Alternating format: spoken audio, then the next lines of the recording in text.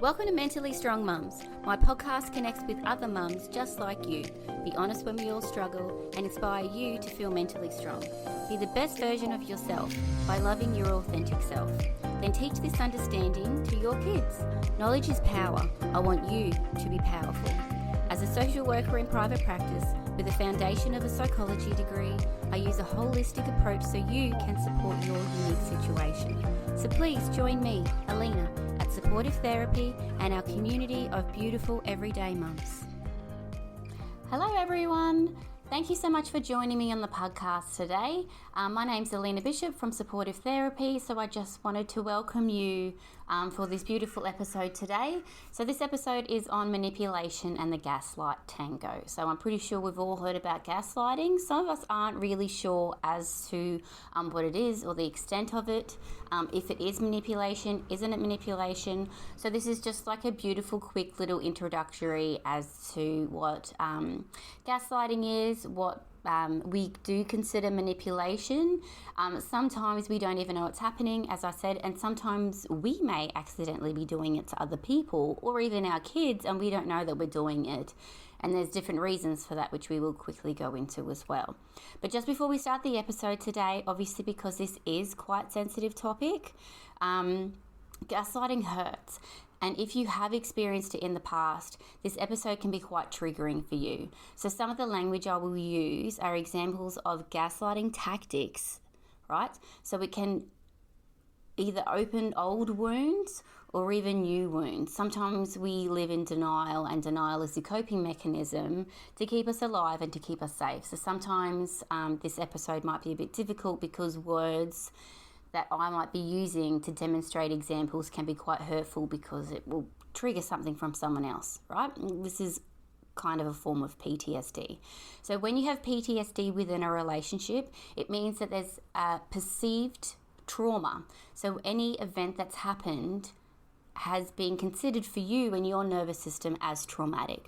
So the feelings associated with that moment are then stuck with us unless we resolve it, especially if we can't or feel powerless to resolve it in the moment. So if we feel ashamed in that moment, when we hear something similar down the track, we can then feel those uncomfortable emotions again, such as being ashamed. It can be someone saying something that is so mean and hurtful that we are standing there in shock, just completely overwhelmed. So in terms of trauma is any event that overwhelms our capacity to cope.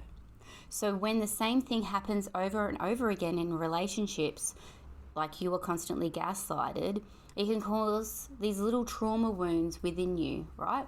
So when you are triggered again, you'll be taken back to that first time with that really overwhelming hurt feeling, such as being ashamed, and then perhaps go into shutdown afterwards. So during this episode, please be very careful with yourself. So my little tactic that I explain to my clients is remember to be a seagull. So look over yourself with curiosity as if you were a chip on the beach, and then see what reactions your body is having. It might sound really silly, but we all think in pictures. So if you can picture a seagull flying over a beach, looking for a hot chip to eat, since this is how I look at my clients as well. So when you're in this position as a seagull, objectively, it removes any judgment and any criticisms or any blame. We're just looking with curiosity as to what's happening. So then you're able to see what's happening in the moment and then best support you for what you actually need because you're the chip, right? Okay, so now let's get into it. Even though I did have that pretty hardcore intro, I kind of need that anyways, but everything will be good. It's not going to be that heavy or that scary. It will be really quite empowering and informative and beautiful. All my stuff's beautiful. You know that. Okay, so I don't know about you, right? But have you ever walked away from a conversation confused and apologizing for something you haven't done? Just feeling awful or guilty. This can be your mum's guilt trip speech for not visiting her more often because you don't care about me anymore. You're so busy for your old mum, right? Your boss teasing you. Oh, come on, I never said that. You're just being too sensitive. It can be your co-worker. Don't you know that everyone's been talking about you behind your back?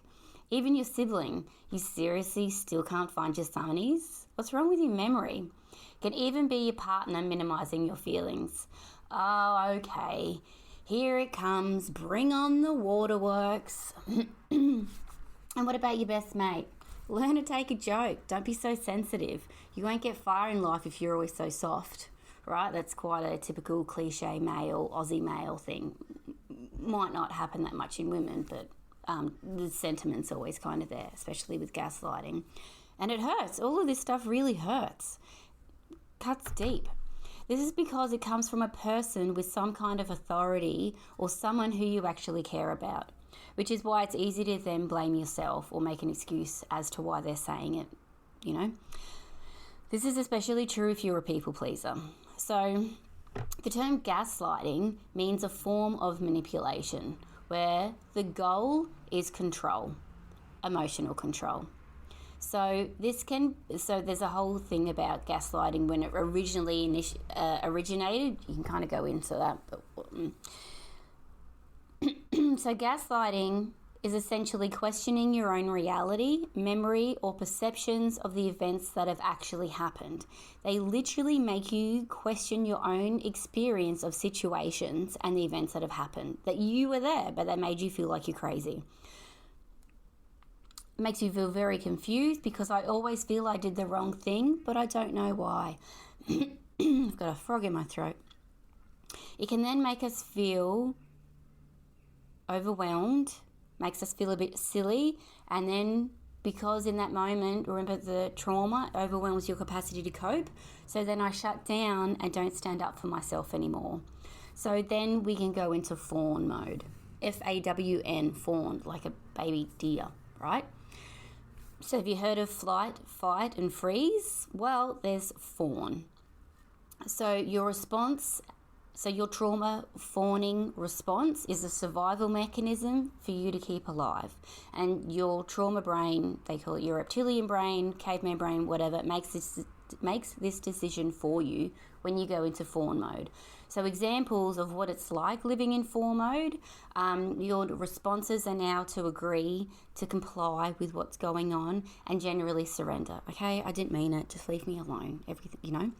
Your emotions after that are now shame, feeling empty or numb. And then the outcome is generally then, as we said, people pleasing, justifying the situation, or just completely submitting, surrendering everything. Do you know what I mean? Just leave me alone. Everything's fine. Okay, I didn't mean it. Just make it go away, right? So this is called gaslighting. Let me give you some specific examples or phrases that are commonly used. I was just joking. Can't you take a joke? I didn't do that. Why are you being so sensitive? You have issues. You're upset over nothing. You're seeing things again. Stop imagining things. Can't you just stop with your false accusations? You need help. Have you heard of that? And they look at you and they go, you need help. And in your head you're like, you need help. It's you, not me, right? You're a drama queen. Why are you being so defensive? You're a nutcase, right? No one likes you. It's all your fault. I don't have time for your games. You know what I mean? So these are kind of basic examples of what gaslighting looks like. So someone can't be with you in the moment. It's like this crazy emotional immaturity that they're not able to sit with you and process each other and talk rationally and logically. They just gaslight you. It's awful. So all these examples are causing me to distrust myself when you hear it over and over again. So especially, as we said, they come from a person of authority who we actually kind of like. Then makes us feel quite intimidated and quite vulnerable because it questions our reality. It prevents someone then from being able to stand up for ourselves. When this happens for a really, really long time, we do go into the fawn mode. And it's a survival mode. Whatever, I'm sorry, I didn't mean it. Just leave me alone. Yes, you are good. You're right. You're always right. I'm always wrong. You know what I mean? This is a way of making themselves look and feel better while putting you down. This generally comes from either their ego, where they genuinely think they are superior and just can't be bothered with you, or from a place of intense secret insecurity that they will never let you know about, right? But they are projecting all of their insecurities and projecting everything onto you. so you feel crazy, but really it's them projecting their stuff onto you.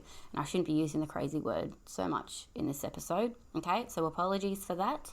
So between these there's actually two different types of gaslighting. So the difference is, number one, it can be intentional and calculated, which is a conscious form of manipulating. They're consciously going out of their way to manipulate you by these gaslighting tactics. Or number two, it's unconscious and automatic. So if it's unconscious and automatic, it can be a learnt behaviour from previous life experiences. So this can be what they've learned of their parents. They literally repeating the behaviour and the words that were spoken to them. So then if they're doing that, this is repeating intergenerational cycles. They're repeating the cycles. So then if you have kids, they're going to do the same thing to your kids. And then if you don't stop it or prevent it or aware of it, then your children are essentially going to continue that cycle of gaslighting. And if it is unconscious and automatic, it could be a learnt survival mechanism to stay alive in the moment they did. So obviously if someone didn't come from an ideal, loving, beautiful, cliche Brady Bunch family, they may have used gaslighting and manipulation tactics in the past to keep alive and to feel safe and to have control. So yeah, it's about understanding that as well. Where does that come from? What are they motivated by? But essentially, dog eat dog, right? Cool. So we've heard some examples of gaslighting. We understand the fawning. So now we need to know the meaning or the motivation behind gaslighting. Sometimes we don't know that we are being gaslighted. So if you feel this is relevant to you, I'm about to give you 9 examples. Every time you hear an example that's familiar of what you have experienced, keep a record of it by tallying your fingers and counting how many you've experienced within a relationship. Now this can be within a romantic relationship or with your parents or with friends or boss, whatever, okay? So, number 1, withholding affection as a way of punishing you. So it implies that they don't care. It can also be the silent treatment, right? The worst punishment you can receive as a human is being ostracized or completely rejected by those who love you. So this one actually hurts really bad, right? Withholding affection, number 1. Number 2 is victimhood, where they always exaggerate situations to make them the victim. It's always about them and their needs. Even when you explain your situation, they always twist it back to them somehow. And then, because they are the victim, finally, when you are strong enough to walk away or say, I've had enough, they then make you feel like you need to stay because they can't function without you, because they're the victim. It doesn't make any sense, but in the moment it's so convincing, and then you feel sorry for them because you're a good human because they're the victim, even though they've totally messed you over, all right? Victimhood. 3, aggression or personal attacks, like shaming, being the scapegoat, constant criticisms or mocking you, straight up intimidation. Awful, intimidating, scary, especially for a woman who is estrogen and can be from a man with testosterone. The testosterone loud bass voice can be extremely intimidating and overwhelming for a female with estrogen. Do you know? And this isn't me assuming that everyone who gaslights is male. Absolutely not. It can be all genders, all kind of relationships. It can be everything. So it's definitely not males. So it's just everyone. But I'd like to say these things because it puts things into context for people for different examples of what it is. Okay? So 1, withholding affection. 2, victimhood. 3, aggression. Or up to 4, trivializing. How you feel so it actually essentially just makes you feel belittled, right? Trivializing everything to make you feel belittled, like you're overreacting. So an example is you're upset over nothing. No, right? Number 5 is countering. So countering is when a person questions someone's memories, like planting a seed of doubt in your mind. So examples are, that's not how it happened. I didn't even do that. You must have made that up. That's countering. Legit then makes you go, did that happen? Did I? That's countering. Number 6, guilt tripping. Guilt tripping that convinces you to feel bad. They make you feel awful and guilty. So it feels like it's all your fault. It's not, okay? Number 7 is diverting. Diverting is when they feel trapped in a corner, so they literally divert the focus onto you and your trustworthiness. Like when someone feels backed into a corner, they can't argue because they know they're wrong. They're not going to admit that they're wrong. So now the whole conversation flips around and gets diverted onto you and all the things you have done wrong and how awful you are, right? Number 8 is stereotyping. You know the stereotypes? When they intentionally use negative stereotypes to manipulate you. One of the cliche classic ones is, geez, woman, what is it, that time of the month? You know what I mean? Number 9, final one, you can be accused of lying, or they refuse to listen to your point of view, saying that you don't make sense. You're a lie. You don't make any sense. I'm not going to listen to you. You're wasting my time, right?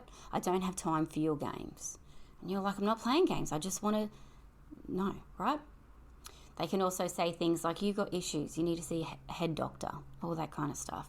So this number 9, all of this actually is really quite interesting because a huge public figure, an example, is actually Donald Trump.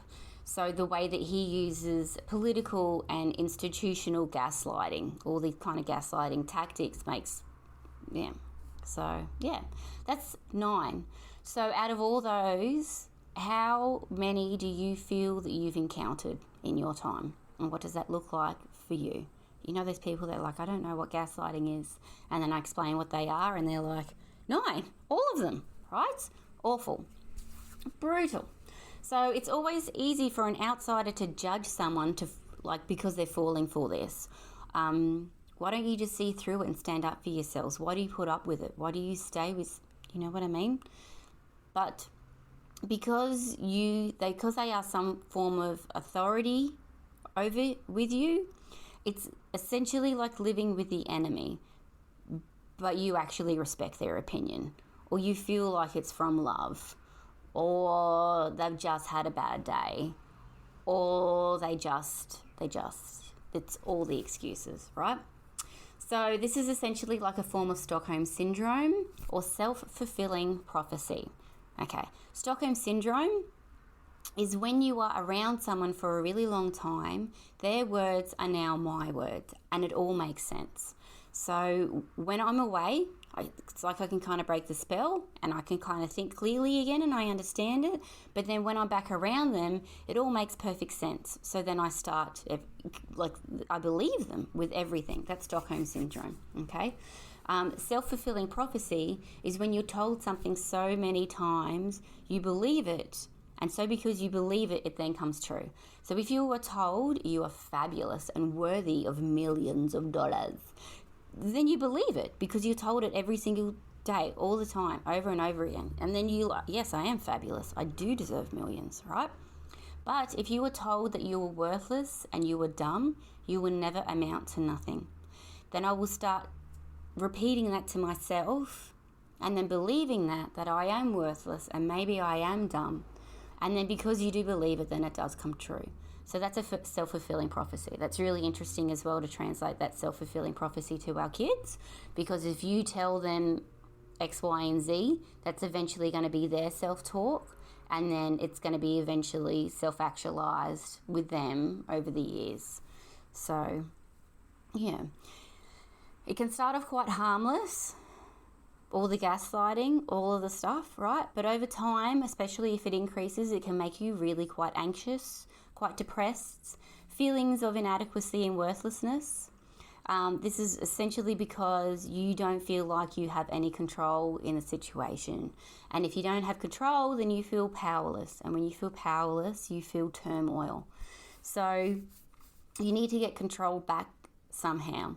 So you can do this by defending their behavior, or justifying it in some way. Remember, fawning. And you can also not be honest to your mates, so to protect the relationship. But you're also doing it because of the shame that you feel, because you know it's not good, it's not bad, but you don't know what to do in the moment and you feel shame. So eventually you just create a habit of apologising for yourself or second guessing yourself, feeling like you can't do anything right, which is obviously this fawning mode. Yeah. So the beautiful rainbow, the silver lining.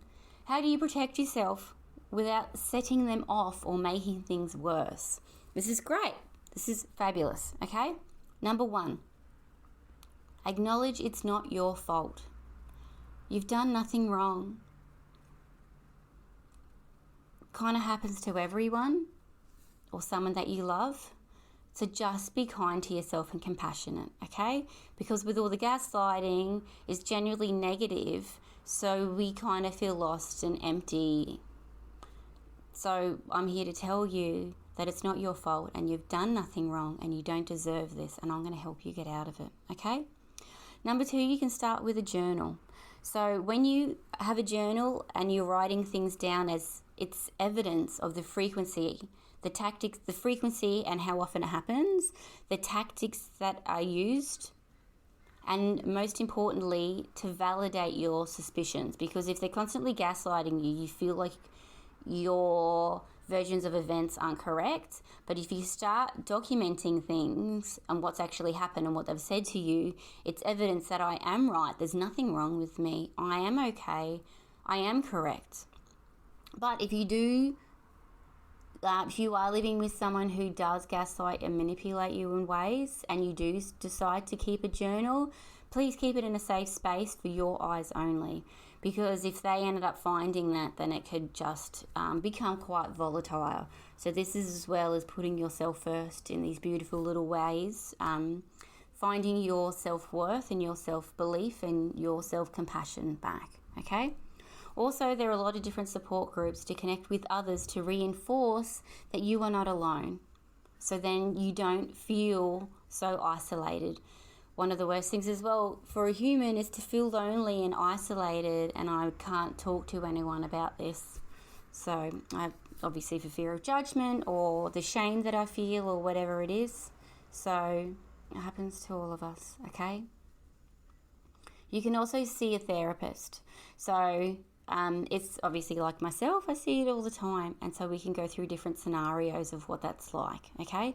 It's essentially a safe space to talk honestly about how you are feeling and what's going on for you. Because if you're with a gaslighter in any kind of situation, even if it's work, they don't allow you the space and the time to talk about you and what's going on. So when you go to therapy, that's what that beautiful space is. Yeah. Also giving you strategies to protect yourself emotionally, physically if you need to as well. Also, there are some really, really amazing YouTube channels that have hours and hours of information about gaslighting and manipulation. All right, that's like an online hardcore course, right? So my little baby podcast is just a little introduction to make you aware of what's actually happening. But if you want to know a lot more and become like #expert level, go and have a look on YouTube, okay? Once we start doing all of this, I really, really would love you to start to relearn and trust your own instincts, okay? Because when you're with the gaslighter for a while, you do believe in yourself in the beginning, but because everything's now twisted, it's like your instincts or your little, the hairs on the back of your neck, or you actually know what's right and what's going on, that then you turn that off because you don't believe it anymore, because you don't believe in yourself anymore. So one very, very, very important thing, especially with everything in life and being a parent, is listen to your instincts. And if you're not listening to them, why? Your instincts are always on point. Your instincts always know what you want and what you need. So if you're not listening to them, why are they turned off? Most importantly, how can I turn my instincts back on again to regain a sense of self, of who I am, and to stand up for myself, okay? Speak to yourself with compassion and kindness. Okay? Remember that self-fulfilling prophecy? Speak to yourself nicely and kindly over and over again, and then you will believe it. Okay? Also, when they start with their gaslighting tactics towards you, as hard as it is, especially now that you know all this stuff, resist the urge to engage and argue. Because then if you do that, you're essentially playing their game. You won't win. They have the rules and they're allowed to change the goalposts, but you don't. So literally, if you are not a gaslighter, you don't know what the rules are, so you won't win. So what are you doing playing? Do you know what I mean? I understand it's about control, feeling like you want to have control back when you have felt powerless. But if you're not a manipulative human and that's not in your nature, then don't try and make that your nature, okay? You just get way more upset. And I know it's easier said than done because you now know what's going on, you know? Yeah. So if you want to get back control, get it back in healthy ways, okay? So one of the ways that you can get it back in that situation is speaking up and call out the manipulation when it happens. But you don't want to use like any kind of threatening language towards them that triggers them to come back harder. So when you want to call it out when it happens, use respectful language and use I statements to avoid any kind of aggression. So ready? 3 basic steps. 1, acknowledge their perspective. I understand what you're saying and I can hear you. Okay? Number 2, explain how the manipulation affects you and the relationship. So how the manipulation affects you would be, I'm really hurt when you're giving me the silent treatment because I don't feel like I've done anything wrong and I just want to be able to help you in that moment. Okay? Number 3, remind them of the original question and state the facts. What's correct and what's not correct, like the inaccuracies. So if you were going to continue on with that little scenario, it would be, I didn't know that was going to offend you. I asked you, I didn't mean to do it. Whatever that is. It's just stating the facts of exactly what happened. Can we please move on? What do you need? I don't deserve to be spoken to like that. I haven't done anything wrong. It was a miscommunication. It's not on purpose. I'm not coming for you. Please stop coming for me. Do you know what I mean? 1, we'll do that again. I statement, because you're talking about yourself. I acknowledge their perspective. 2, explain how the manipulation has affected you. 3, always go back to the facts. Facts, okay? And yes, it is easier said than done. So don't get distracted by their personal attacks or whatever that is. Try to stay focused on what you originally want to say. So if you already have this little recipe, 1, 2, 3, that will stop you from getting distracted because you always stick to the facts. You've validated their experience, but you've also told them how you're feeling during the manipulation. So by practicing this, you can correct any lies because you know the facts. Remember to keep your body language completely neutral to show that you are not upset. You haven't affected me in any way. I'm not getting frustrated. Just be cool as a cucumber. These are the facts. This is what you've done. This is a situation, okay? Let's start being, don't say this, but let's start being emotionally mature so we can kind of grow together and move on, okay? What do you need? Can also come in line with, what do you call it? Compliment sandwich. Do you know a compliment sandwich? So saying something positive and then the middle bit, the meat or the salad or whatever that is of what you actually want to say, and then the bottom bit of the sandwich. I can understand what your perspective is, so that's the top of the sandwich. The middle of the sandwich is, but I don't appreciate you speaking to me like that. When I've done nothing wrong, I didn't mean to hurt you in any way, you know? And then the bottom bit of the sandwich is, thank you so much for listening to me. Hopefully in future we can blah, blah, blah, whatever that looks like. Yeah. So importantly, please remember that you can't control anyone else's opinion or behavior toward you. even if you are right, okay? You can't change anyone else's opinion about you. So you can't change someone that's not ready to change either. You can't tell a smoker to stop smoking. They're just not going to do it, okay? Especially they're not going to change if they don't think there's a problem. And most of the time it's not you to be able to tell them that their behaviour is a problem, because then they're just going to be extremely defensive. It's that cycle of stuck. The cycle of stuck is when one person says something and they think it's a criticism, and then they automatically come back at something and then get really quite defensive. And when you're defensive, then you're both dysregulated and both anxious and in your fight mode or even fawn mode. So if someone's not willing to change because they don't understand how their behaviour is affecting you, then you have to try and figure out what you want and what you need to make you happy. So it could be going back to that evidence-based journaling, because then when you've got the evidence, which is the facts of how often it's happening, what it actually looks like, how it makes me feel, and then what do I want to be able to do in this moment? Do I want to be able to try and challenge it, or do I want to be able to, you know what I mean? So, yeah. Always, always, always have compassion and understanding for yourself. Talk to yourself as if you were talking to your best friend, okay? When your best friend was explaining that they were in a similar situation or experiencing this, what would you say to them to comfort them with a bit of compassion? Do that to yourself. It's very, very, very important, okay? How we speak to ourselves matters, especially when we're surrounded by gaslighters, okay? So, yeah, remember about your instincts as well, because they're very, very important. So growth is impossible without change. So I hope this episode was beneficial for everyone. We've gone through a lot of different examples and understanding what it's like, understanding what the potential motivations were behind a gaslighter.